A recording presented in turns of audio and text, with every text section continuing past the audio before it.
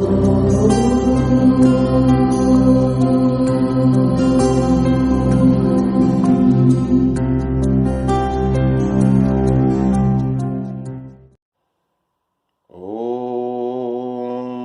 श्री राम दोस्तों, स्वागत है आपका आदर्श धर्म सनातन धर्म यूट्यूब चैनल के रहस्यपूर्ण धार्मिक कथा प्रसंग में।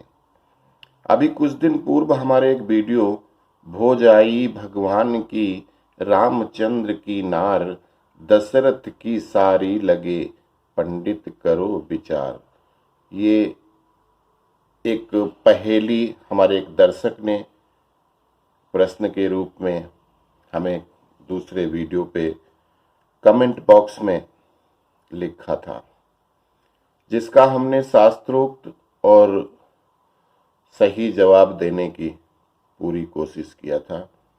फिर उसके बाद इस वाले वीडियो के कमेंट बॉक्स में हमारे बहुत सारे दर्शकों ने अपने अपने प्रश्न, अपनी अपनी शंकाएं भेजी।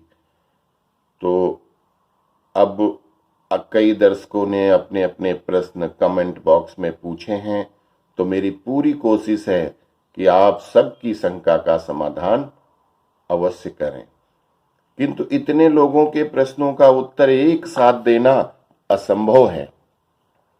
अतः हम एक एक दर्शक का प्रश्न उठाकर उसका उत्तर देने की कोशिश कर रहे हैं।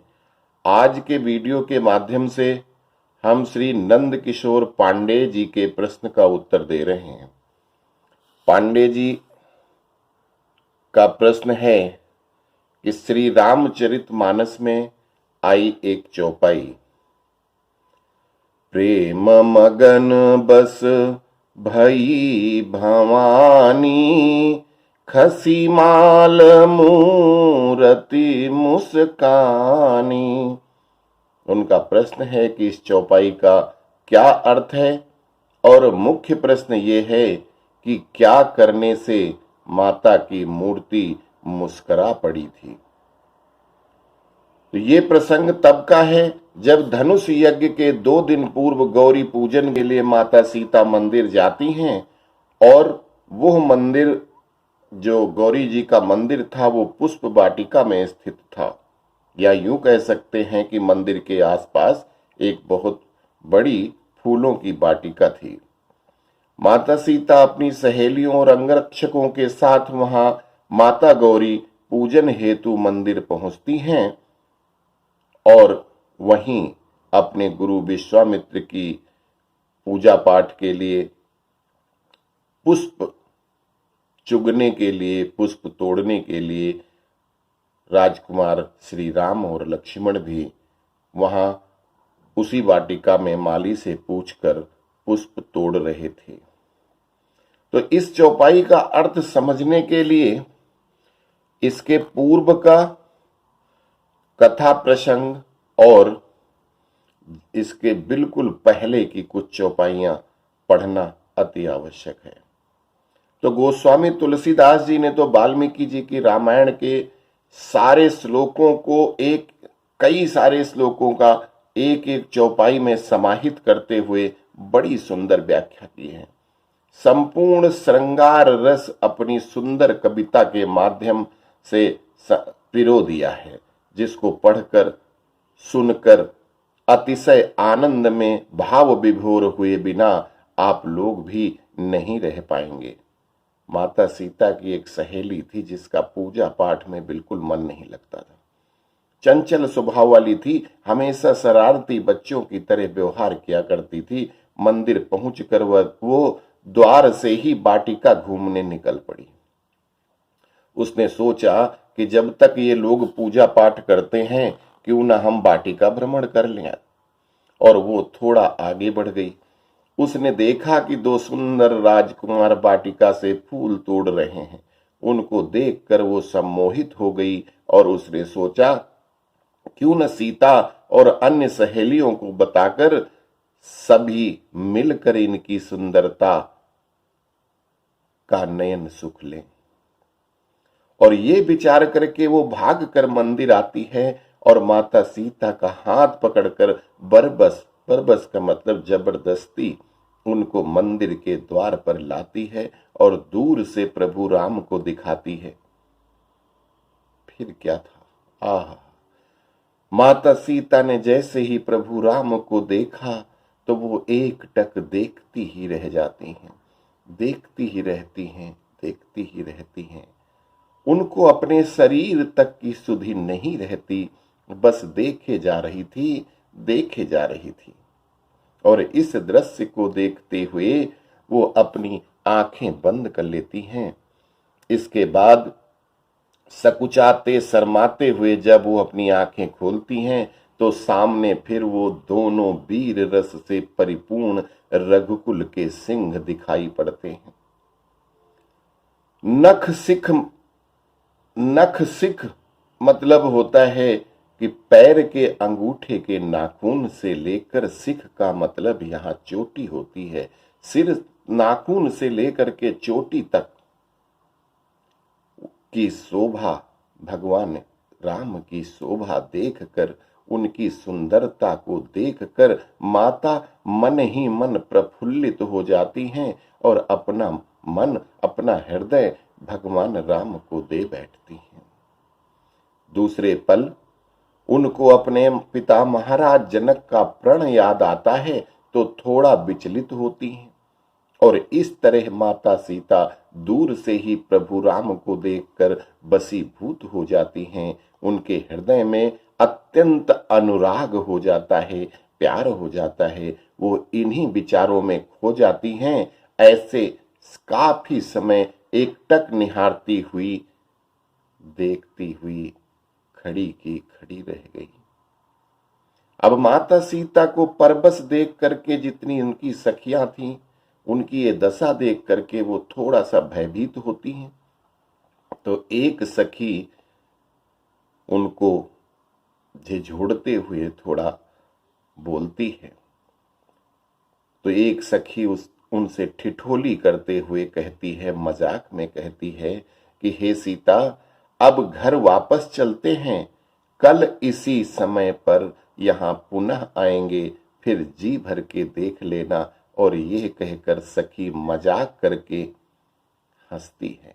सखी की बात सुनकर माता लजा जाती हैं और अपनी माता के डर से कि देर होगी तो माता डांटेंगी, इसलिए वापस चलती हैं।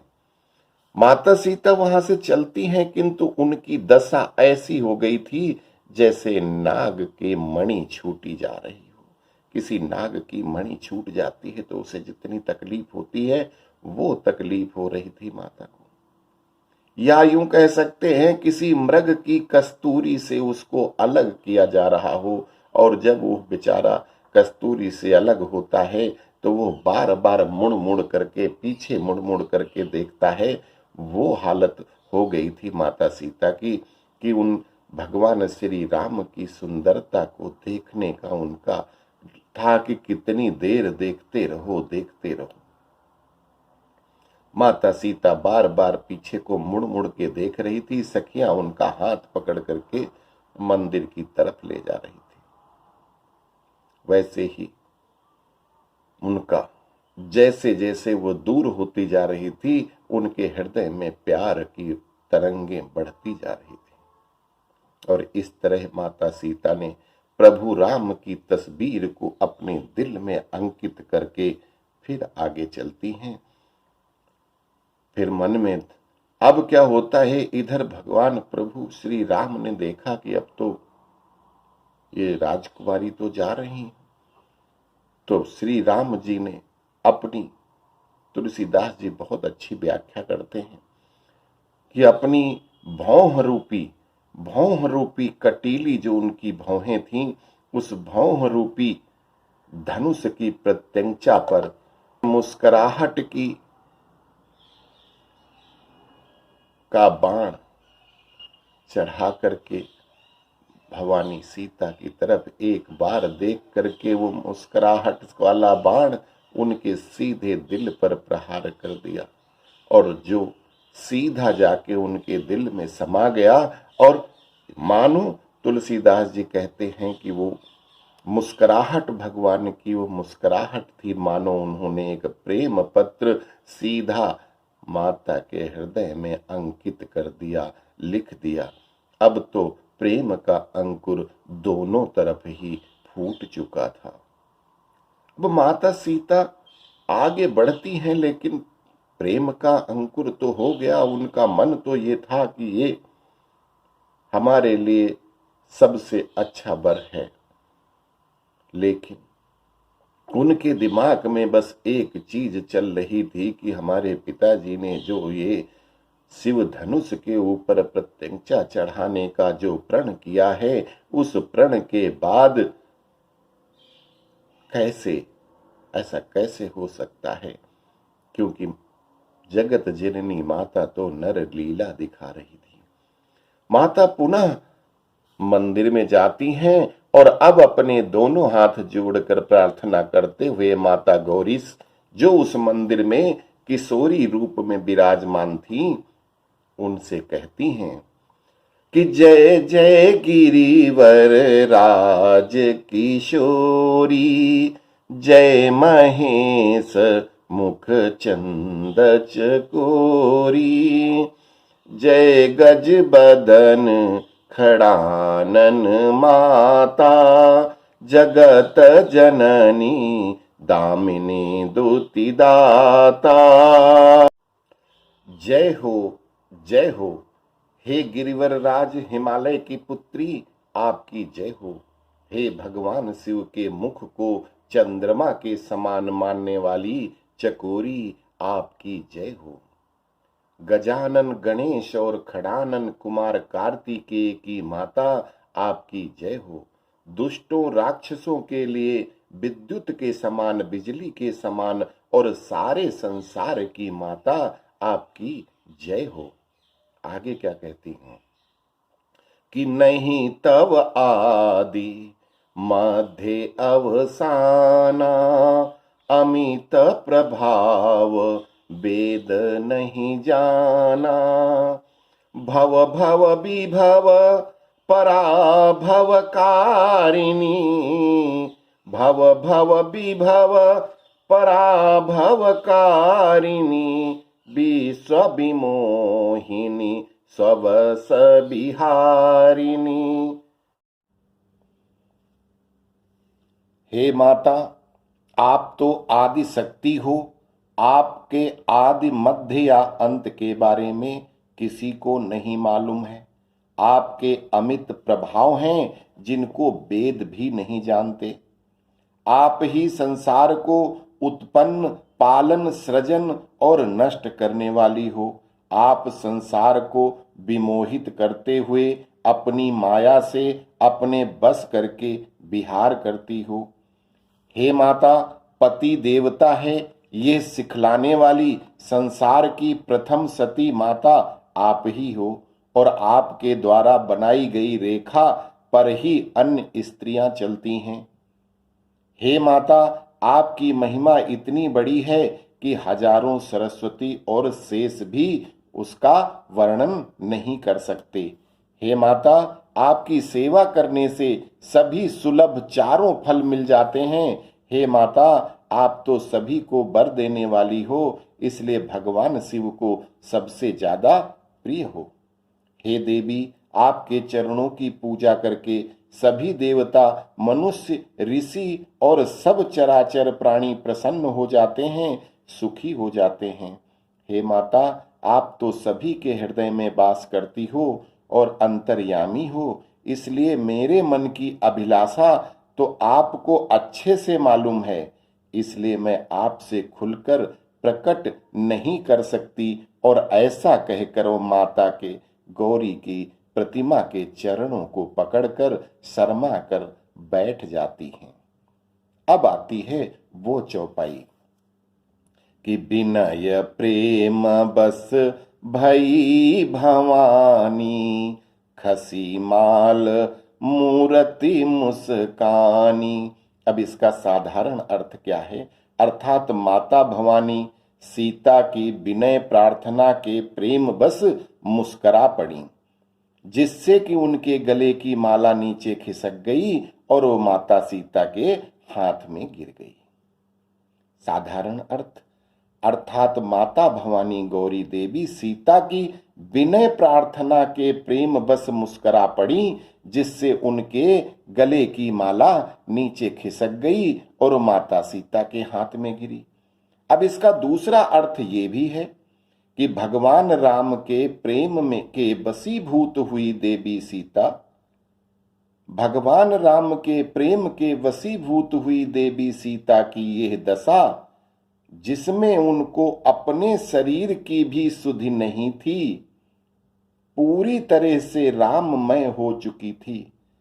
देवी सीता को देखकर माता गौरी मुस्कुरा पड़ी, जिससे उनके गले में पड़ी हुई पुष्पों की माला गिर गई और माता सीता के हाथ में गिरी। अब इसका तीसरा और मुख्य गूढ़ार्थ जो है वो साधारण शब्दों में समझ में नहीं आएगा, किंतु अगर आप इस चौपाई से पहले पढ़ी गई चौपाई को सुनोगे तो समझ आएगा कि माता गौरी क्यों मुस्कुरा पड़ी।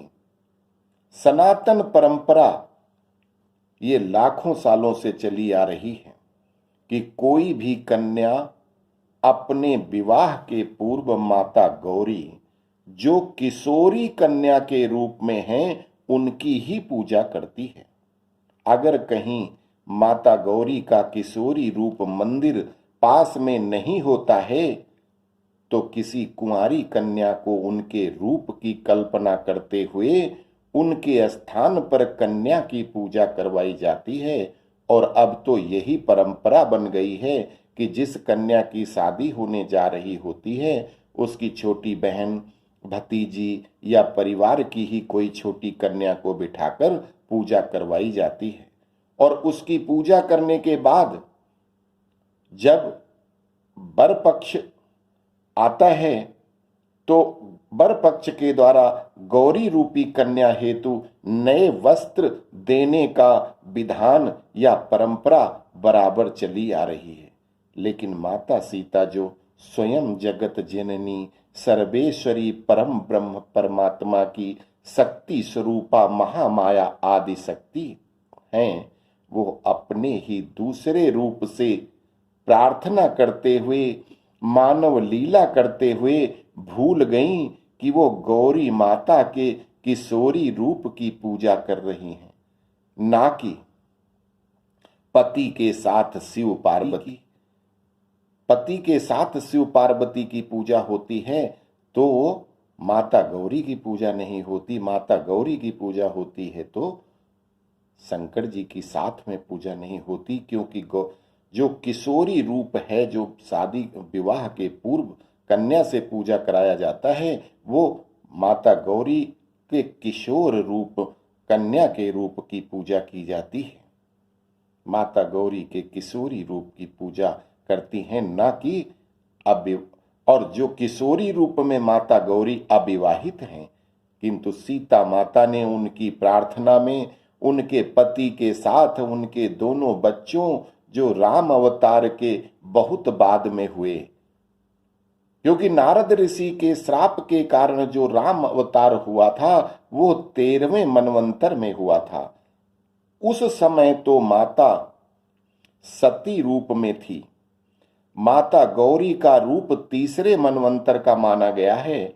माता पार्वती जी 15वें मनवंतर में हुई और इसी मनवंतर में माता के पुत्र के रूप में स्वयं परम ब्रह्म के शीर्ष अंश भगवान गणेश और कार्तिकेय जी प्रकट हुए थे।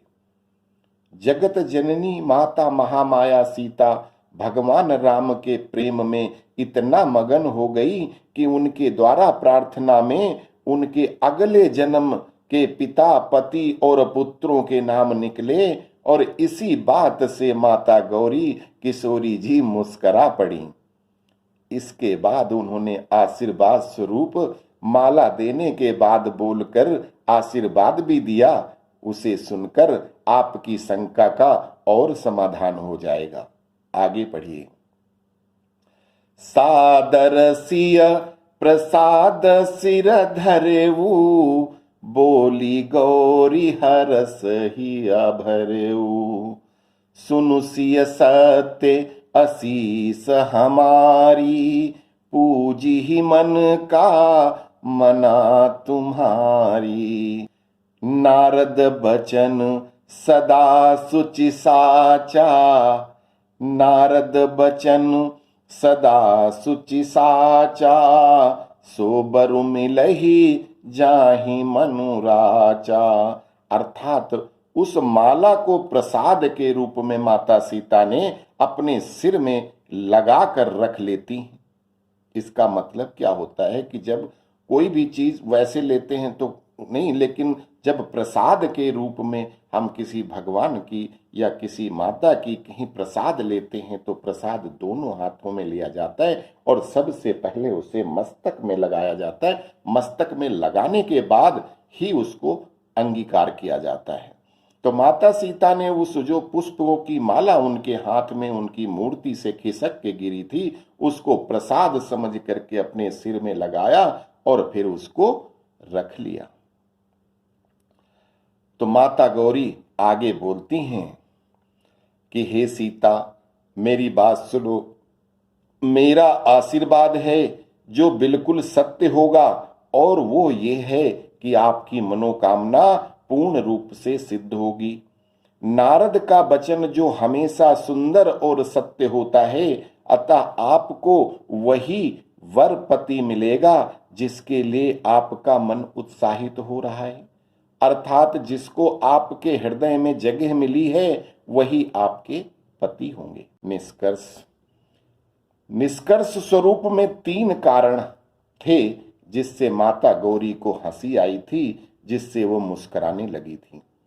माता सीता भगवान राम को देखकर उनके रूप में इतना खो गई थी कि प्रार्थना करने में माता की प्रार्थना में माता के अगले जन्म, उनके पति, उनके बच्चों तक का बखान कर डाला, जबकि गौरी पूजन किशोरी अविवाहित गौरी का कर रही थी। इसलिए माता हंस पड़ी कि आदि शक्ति महामाया, जिनका मैं स्वयं एक अंश मात्र हूं, वो मुझसे आशीर्वाद मांग रही हैं। क्या मानव लीला कर रही हैं।